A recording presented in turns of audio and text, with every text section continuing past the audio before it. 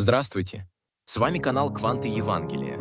Сегодняшняя тема «Побеждать может каждый», независимо от того, с какой ложкой ты родился, с деревянной или золотой.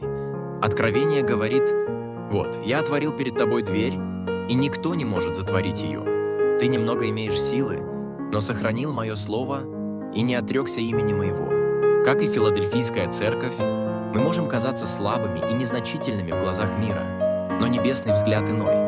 Побеждающий — это не тот, кто имеет успех или власть, а тот, кто держится Слова Божьего и не отказывается от его имени. Даже когда сил немного, в корейской культуре человека, родившегося в бедной семье, называют с деревянной ложкой, а богатого с золотой ложкой.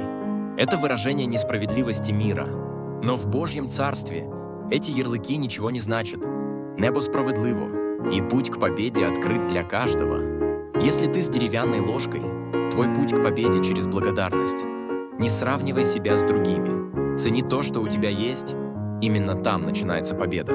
Если ты с золотой ложкой, твой путь через ответственность.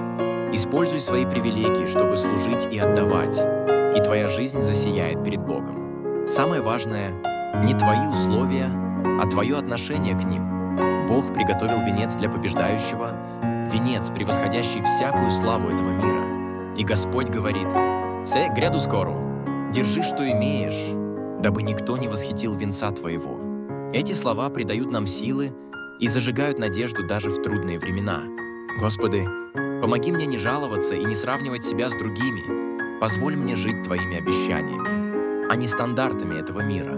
Даже с малой силой научи меня быть благодарным, держаться Твоего слова и не стыдиться Твоего имени. Победа начинается не с того, что я имею, а с того, как я живу. Спасибо Тебе, Господь. Аминь.